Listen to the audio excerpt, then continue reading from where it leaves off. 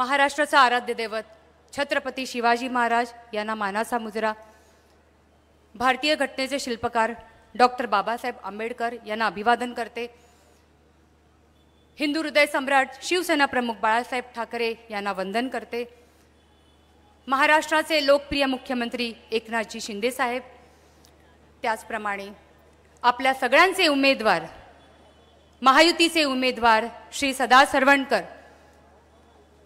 यांच्यासाठी आयोजित करण्यात आलेल्या सभेसाठी उपस्थित महायुतीचे सर्व वरिष्ठ पदाधिकारी आणि उपस्थित बंधू आणि भगिनींनो, मित्रहो, आपण जवळजवळ 22 जून 2022 पासून सुरू झालेला एक प्रवास बघितला, जो 22 ऑक्टोबर पर्यंतचा प्रवास तुमच्या सगळ्यांच्याच नजरेसमोर आहे। वेगवेगळ्या माध्यमातून, टीव्ही असो किंवा सोबत असलेले आपले सगळे पदाधिकारी, वेगवेगळ्या माध्यमातून हा प्रवास आपण 1-2.5 वर्ष बघतो आहोत। सन्माननीय मुख्यमंत्री एकनाथजी शिंदे साहेब यांनी होत असलेला अन्याय याच्या विरुद्ध एक उठाव केला आणि आपले आमदार श्री सदा सरवणकर साहेब हे त्यांच्यात सामील झाले। गेली 2.5 वर्ष विधानसभेत जे 15 वर्ष काम होऊ नाही शकलं, असं काम या 2.5 वर्षात त्यांनी मुख्यमंत्री एकनाथजी शिंदे साहेब यांच्या आशीर्वादामुळेच करू शकले। आज इथल्या नागरी सुविधा म्हणा, विविध गार्डन म्हणा, नाना नानी उद्यान म्हणा, माई मंगेशकर उद्यान म्हणा, विविध ठिकाणी जिम म्हणा, लादीकरण, बाथरूमची दुरुस्ती म्हणा, असे कित्येक कामं आज आपले आमदार, आपले उमेदवार यांनी करून दाखवले। मित्रहो, या सगळ्या गोष्टी तुम्हाला तर माहितीच आहेत। एक संघटना कशी उभी केली आज प्रत्येकाने उघड्या डोळ्यांनी बघितलेलं आहे। शून्यातनं विश्व निर्माण कसं करायचं हे या व्यक्तीकडनं मी शिकले। मित्रहो, माझे वडील आहेत, मी त्यांचा लहानपणापासूनचा प्रवास बघितला आहे। एक मिल कामगार, ज्या वेळेला मी जन्माला आली त्यावेळेला ही व्यक्ती, खरं तर त्यावेळेला संप चालू होता, संपात सुद्धा आपल्या मुलांना दूध मिळालं पाहिजे त्यासाठी कामाला जाणारी ही व्यक्ती म्हणजे माझे वडील। मला अभिमान आहे, त्यांनी शून्यातून आज एक मिल कामगार काय करू शकतो त्यांनी मेहनतीने, जिद्दीने, ध्येयाने आणि हिंदू हृदय सम्राट शिवसेना प्रमुख बाळासाहेब ठाकरे यांच्या आशीर्वादाने आज या सभेत ते इथे उमेदवार म्हणून उपस्थित आहे, ज्यांची ही कर्मभूमी आहे, आमची ही जन्मभूमी आहे। शिंदे साहेबांनी साथ दिली। खरंच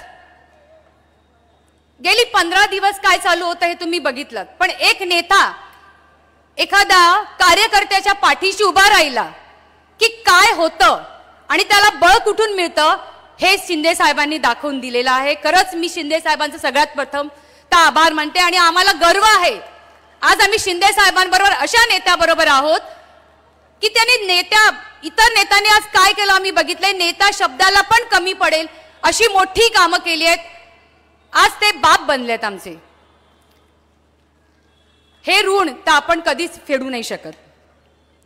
मित्रहो, आज आम्ही जे विभागामध्ये आमदार सरवणकर साहेब काम करतायत हे फक्त आणि फक्त त्यांच्या आशीर्वादामुळे आणि त्यांच्या शुभेच्छांमुळेच करू शकलो आहोत, हे आपल्याला विसरून तर चालणार नाहीच।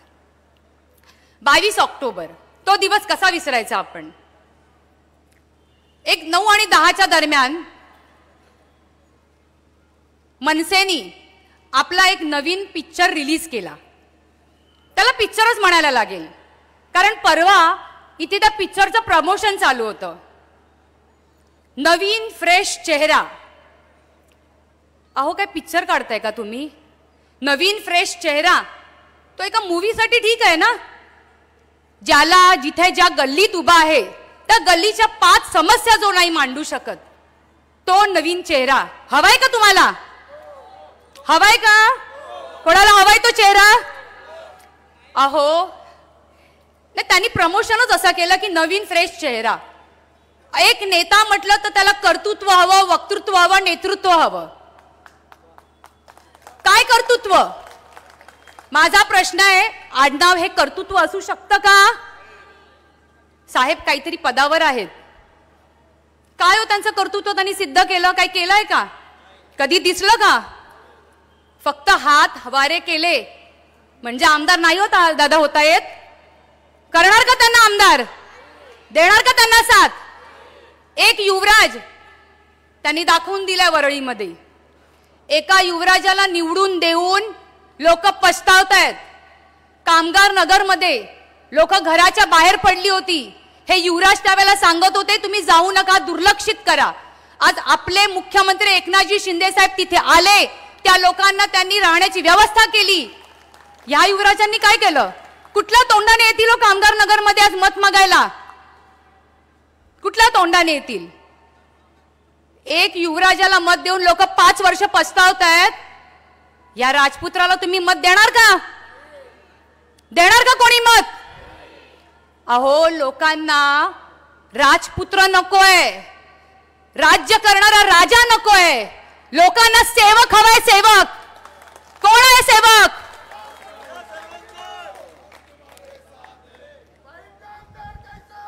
अहो काय त्यांचे संस्कार, काय त्यांचा मनसेचा स्टेज.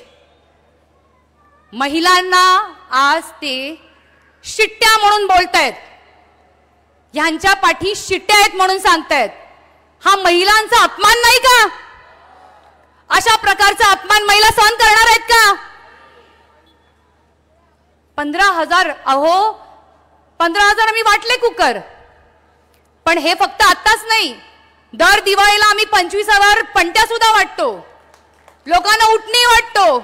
प्रत्येक वर्षी हळदी कुंकू करतो तेव्हा आम्ही 10,000 15,000 वस्तू वाटतो. तुमच्यासारखं फक्त इलेक्शन पुरतं नाही हो आम्ही येत. अहो कोरोनाच्या वेळेला 2019 ते कसं मी विसरेन. 2019 साली माझी आई गेली. जुलैची गोष्ट ती, आणि लगेच नोव्हेंबरमध्ये कोरोना आला. समाधान इकडे नगरसेवक होता. त्यांनी आमच्या मनात एक होतं दुःख की जे आम्ही नाही बोलू शकत होतो. पण समाधानने ते आम्हाला वाटायचं आमचा भाऊ कसा बाहेर पाठवायचा. पण तरी त्यांनी कसलीही पर्वा न करता तो मुलगा बाहेर जात होता. आणि आम्हाला सुद्धा माहित होतं की नातं हे नात्यापुरतं असो, पण कर्तृत्व हे सगळ्यात पहिलं. तुझं नेतृत्व आज तुझ्याकडे प्रभादेवीची जबाबदारी आहे. पप्पांनी पण कधी त्याला रोखलं नाही. म्हणायचं तुझं काम आहे कर. आज आम्ही फक्त माझी आई आणि बहीण इतक्या पुरतं नाही हो. तुमची आई येते प्रचार करते, तुम्ही सांगतायत माझी बायको माझा प्रचार करते, माझी आत्या माझा प्रचार करते. या आमच्या रडरागिणी, हे आमचं कुटुंब जे आम्ही पाळलंय, जे आम्ही ठेवलंय, सांभाळलंय, आज ते सरवणकर साहेबांचा प्रचार करतायत. मी छाती ठोकून सांगते, आमच्या महिलांना तुम्ही बोलताय शिटी. अहो लाज वाटायला पाहिजे, लाज. काय बोलताय? हा तो पळकुट्या, हा व्हिडिओ बघितलाय ना त्याचा, ज्याला जो कॉर्पोरेशनला नाही जिंकला, विधानसभेला सुद्धा तो उभा होता, आता वरळीला गेला, त्याला लात घालून त्यांच्याच नेत्यांनी वरळीला झाडलं. तो आज आम्हाला बोलतोय पांडेजी. अरे विचार तरी कर ना, तू नगरसेवक म्हणून जिंकून आलास ना, तू आमदार म्हणून गेला विधानसभेत जिंकून आलास. या महिलाच आणि या माझ्या भगिनी या मनसेची चिठ्ठी वाजवणार की नाही? या मनसेला दाखवून देणार की नाही तुम्ही? काय आहे तुम्हाला शिटी बोलतो? अरे लाज वाटायला पाहिजे, लाज. हा तर एक. दुसरा तो उभाटावाला, काय गळा काढून बोलतात हो. हा माईक आला समोर, काँग्रेसमध्ये गेलो, मान खाली घालून गेलो. हा ऐकलेत ना व्हिडिओ? हा मान खाली घालून, माझा व्हिडिओ बघा, मान खाली घालून. अरे आता तुझे उद्धव ठाकरे पण त्या काँग्रेस बरोबरच आहेत ना, आता ती मान कापून टाक. सांगते आता कुठे घेऊन जाशील ती मान? मी मान खाली घातलंय, व्हिडिओ बघा, मान खाली घातलंय. मी त्या आमदाराला निवडून दिलंय, त्याला शिडी मी बनलो. अरे मग तू कॉर्पोरेशनला उभा होतास, का पडलास? 2 वेळा, एकदा तो काँग्रेसमधनं पडला, एकदा अपक्ष म्हणून पडला. तेव्हा शिवसेनेच्या विरोधात उभा राहून पडला. का रे तू पडला? कोणाची तरी शिडी होती ना तू, मग ती अशीच कशी पडली? हा शिवसैनिक आता उभाटा बरोबर काँग्रेस आहे, विसरला का? कोणाला सांगतो रे बाबा तू, कोणाला सांगतो?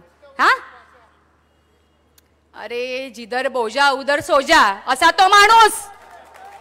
प्रत्येक इलेक्शनला त्या माणसाने प्रत्येक इलेक्शनला समोरच्या पक्षाकडनं काय घेतलं आणि कसं केलं आणि कसा तो पडला हे सगळ्यांना माहिती आहे ना. तू कोणाला प्रामाणिक सांगतोस आणि शिवसैनिक बोलून घेतोस? अरे लाज वाटायला पाहिजे तुला, लाज. तुझा वाकडी चाळ, ते तुझा दादरच्या घरापर्यंतचा प्रवास का आम्हाला माहिती नाही का? म्हणे मी नोकरी सोडली, असं झालं तसं झालं, माझं घर. कसं रे चालतंय तुझं घर? कसं चालतंय? एवढे बॅनर लागतात, एवढा काय करतो, कुठून रे करतो तू? हफ्तेखोर आम्हाला सांगतोस. आज माथाडी कामगाराच्या घामाच्या पैशावर तू स्वप्न रंगवतोयस आणि आम्हाला सांगतोस? काय तू बोलतोस रे? जरा तरा विचारा का, आम्हाला काय तोंडा नाहीयेत? हा निष्ठावंत मला सांगतोय. एवढं लक्षात ठेव बाबा, 2 वेळा तुला या प्रभादी विकारांनी पाडलंय. तिसऱ्यांदा तुझ्या पराभवाची हॅट्रिक सुद्धा माहीनकरच करणार आहेत, हे तू विसरू नकोस. करणार की नाही? त्याची हॅट्रिक पराभवाची व्हायलाच पाहिजे. शेर चले बाजार, कुत्ते भोके हजार. त्याच्यातला एक माणूस आपण विसरू शकत नाही, जो सरवणकर उभा राहिला की भोंकायला उभ्या राहतात, त्या आमच्या दादरच्या काकूबाई. नाव घ्यायची गरज आहे का? आमचे गुडघे दुखतात, आमचं असं होतं, पण सरवणकरांच्या विरुद्ध उभं राहायचं असेल, ही आली मस्तपैकी मालिश बिलिश करून, गुडघ्याला नी कॅप बिकॅप घालून. अरे वा वा वा, सरवणकर साहेबांकडे काहीतरी जादू आहे की तिला आपोआप उभं करतात.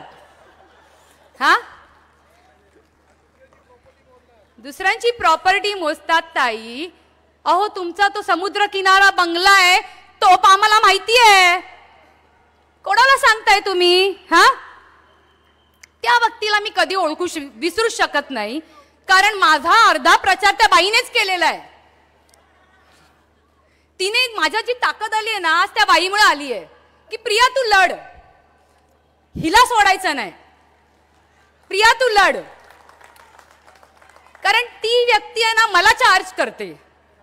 अरे एक भाषण मला दाखवा, तिचे एक भाषण ज्यात म्हणजे सरवणकरांना आपल्या मुलाचं किंवा मुलीचं राजकीय भविष्य काय याचं कधी त्यांना टेन्शन नाही, पण तिला टेन्शन. ही नगरसेविका अरे तू काय सांगतेस? आज माझ्या रक्तात पण सदा सरवणकराचं रक्त आहे. मला गरज नाही कोणाची. आमच्याकडे कर्तृत्व आहे, आम्ही नेतृत्व आमचं सिद्ध करू. आम्हाला भिका मागायची गरज नाही. अरे मी जेव्हा गुवाहाटीला गेले होते साहेबांसोबत, मी होते तिकडे, एवढ्या वर्षात कधी बोलले नाही, पण मी बोलते. तेव्हा त्यांच्या म्हणजे आता सुद्धा त्या विभाग प्रमुख आहेत, आता उमेदवार आहेत, त्यांनी मला फोन केला, प्रिया साहेबांना सांग आपले घरचे रिलेशन आहेत, आपलं असं आहे, आपलं तसं आहे, तू ये, साहेबांना आमदारकी तर मिळणारच आहे, समाधान तर नगरसेवक आहे, तुझी पण उमेदवारी आम्ही करतो. मी आधी तर साहेबांशी बोलले. म्हटलं ताई असे सौदे आम्ही कधी केले नाहीत आणि आयुष्यात कधी करणार नाही, गरज नाही. आम्ही आमचं जे आहे ना ते आम्ही आमच्या कर्तृत्वावर घेऊ, तुझी अशा भिकाची आम्हाला गरज नाही. आज तसाच प्रयत्न मनसेनी सुद्धा केला. आज सांगताय का तुम्ही की आम्ही कधी मनसेनी काही प्रस्ताव केला नाही, हे खोटं सांगतात? हो, मग शेवटच्या दिवसापर्यंत आजपर्यंत बोलायचं का नाही बोललात? आजपर्यंत का नाही बोललात की हे सगळं खोटं नाटक चाललं, आम्हाला राहू द्या सरवणकर उभे? अरे घाबरलेली माणसं काय सांगतायत. म्हणे आमच्या काकूबाई सुद्धा, त्यांचं सुद्धा वाक्य गळा काढून काढून सगळीकडे बोलतायत. आमच्या इथे 3 उमेदवार होते, ज्याची 3 जण इच्छुक होते. त्याच्यामध्ये मला सांगितलं होतं की तू उभी राहा, पण मी माझ्या वैयक्तिक कारणामुळे मी तिथे उभी नाही राहिली, मी ती उमेदवारी महेशला दिली. हो का? अरे वाघाच्या समोर उभं राहायला पण वाघाचं काळीच लागतं रे. त्या सरवणकरांनी दाखवून दिलंय, नावाला घाबरले नाहीत. तू डरपोक, तू तर मांजर मांजर. मी तर मांजर काकूबाई नाही, मांजर. प्रत्येक धर्मातल्या लोकांना स्वतःच्या तीर्थक्षेत्राबद्दल, स्वतःच्या देवळाबद्दल एक आदर असतो. प्रत्येक मुस्लिम असो, हिंदू असो, ख्रिश्चन असो, एक भावना असतात. आपण कोपऱ्यावरचं जर एखादं देऊळ बघितलं ना, तर तिथे सुद्धा मार्बल पाहिजे साहेब आम्हाला, साहेब आम्हाला ग्रिल लावून द्या. आपण ते लोक सुद्धा मागत असतात आणि त्या गोष्टी होत असतात. आमच्या सिद्धिविनायक मंदिरासाठी जेव्हा साहेबांनी 550 करोड आणले, हिच्या पोटात 550 गोळे आले. का ग? ही तुझी श्रद्धा देवावरची, हे तुझी भक्ती. म्हणे काय इकडे काय करणार आहे, एवढूसा गाभाराव त्याला असं सजवणार, काय करणार, 550 करोड काय करणार, काय करणार. बघितलं नाहीत का, तुझे डोळे फुटले होते का? हा, ते सिद्धिविनायक मंदिरामध्ये सगळं दाखवलं काय आहे. आणि मी हिंदू हिंदू आणि देऊळ आमचं जेव्हा मोठं होत आहे, तिथे वेगवेगळ्या सुविधा होणार आहेत, तिथल्या आलेल्या लोकांसाठी वेगवेगळ्या पार्किंगची व्यवस्था होणार आहे. एवढ्या मोठ्या सुविधा होणार आणि तू त्याचा विरोध करते. तुला लाज वाटायला पाहिजे. हा सिद्धिविनायक तिचा हिशोब करेल. हा सिद्धिविनायकच तिचा हिशोब एक दिवस करेल आणि तिला जागेवर बसवेल. मला मोरया. सरवणकर सगळ्यांची नावं घेते. अहो, सरवणकर साहेबांबद्दल सांगायचं ना, मला एक लक्षात आहे, लहानपणीचा किस्सा आहे. मी 10 वर्षाची होती ज्या वेळेला साहेब पहिल्यांदा नगरसेवक झाले. आम्हाला आमचे वडील प्रत्येक वेळेला वाटायचं लवकर लवकर, पण कधी ते लवकर यायचे नाही. कित्येकदा अशा गोष्टी झाल्या आहेत की साहेब आम्हाला सांगायचे की आपण 8 वाजता जेवायला जाऊया आणि 11 वाजता यायचेच नाहीत वाजेपर्यंत, कामं असायची. ज्यावेळेला नगरसेवक झाले त्यानंतर काही वर्षांनी साई सुंदर नगर, म्हणजे जे तेव्हा नेहरू नगर होतं, त्याचा तिकडे झोपडपट्टी पुनर्विकास योजनेअंतर्गत तिथे काम चालू झालं. उठसूट साहेबांचं असायचं, कुठे आहेत पप्पा? नेहरू नगर. कुठे आहेत पप्पा? नेहरू नगर. मी एक दिवशी लहान होती, एवढं काही कळत नव्हतं राजकारणाचं आम्हाला, पण माझी आई साधी, तसे आम्ही पण फक्त कुटुंब असं. त्यावेळेला एकदा पप्पाने मी वैतागून बोलली, काय पप्पा सारखं सारखं तुमचं हे, तुम्ही तिकडेच राहता, साई सुंदर नगर, काय तुम्हाला आमची काय पडलेलीच नाहीये, असं अशी लहानपणी आपली बोलले. आमच्यावर झालेले संस्कार सांगते तुम्हाला. त्यावेळेला माझे वडील मला हे बोलले की प्रिया, स्वतःचं घर तर चिमणी पाखरं सुद्धा बांधतात, दुसऱ्याच्या घरासाठी काहीतरी कर, तर तू आज माणूस म्हणून तू लायक ठरशील. आणि त्याप्रमाणे जिथे तिथे साहेबांना मिळालं, साहेबांनी फक्त स्वतःचं घर नाही, स्वतःच्या सोबत सगळ्यांची घरं बांधून दिली. अगं, तू काल सांगत होतीस की चाव्या देतो, ऍग्रीमेंट नाही. अगं, रस्त्यावरच्या माणसाला चाव्या जरी दिल्या ना, त्याला छत हवं असतं, तू ते तरी दिलंस का? काय सांगतेस? सरवणकर साहेबांनी सुरुवातीपासून स्वतः सोबत असलेल्या मुलाचं घर कसं चालेल हा विचार करूनच ते पुढे गेलेले आहेत. आज त्यांच्यासोबतची बघा, मी नावं नाही घेणार, काल त्या खूप छान छान नावं घेऊन बोलत होत्या, पण मी तुम्हाला बोलली तर तुम्हाला कळणार. सोबत असलेला झेंडे लावणारा मुलगा सुद्धा गावामध्ये बंगला बांधतो ना, आहे ना शाखा प्रमुख एक. दुसरा शाखा प्रमुख वडे विकणारा आज हॉटेलचा मालक आहे ना. आम्हाला दुःख नाही, आम्ही छाती ठोकून गर्वाने सांगतो आमच्या सोबतचे मुलं अशी राहतात म्हणून. अरे, मेहनत करतात. तुम्ही काय केलात हो ताई? तुम्ही किती लोकांना मोठं केलात? एक नाव सांगा. सरवणकरांवर एक बोट दाखवाल ना, तुमच्याकडे 1000 बोट वळतील, एवढ्या लक्षात ठेवा. बोलायला तर बऱ्याच गोष्टी आहेत ताई, पण जास्त नाही, तेवढी तुमची उंची नाही. म्हणून एवढंच सांगते, हर दिन नया हर रात नहीं, हर दिन नया हर रात नहीं, उड़ान के लिए रुकावट नहीं, सपनों की मंजिल दूर नहीं, सपनों की मंजिल दूर नहीं, हौसला रखो अब हार नहीं. एवढंच बोलते आणि सगळ्यांना मी एवढंच सांगते की लक्षात ठेवा, धनुष्यबाण लक्षात ठेवा आणि आपले उमेदवार श्री सदा सरवणकर यांना प्रचंड बहुमतांनी विजयी करा. एवढंच बोलते, माझे 2 शब्द संपवते. जय हिंद, जय महाराष्ट्र.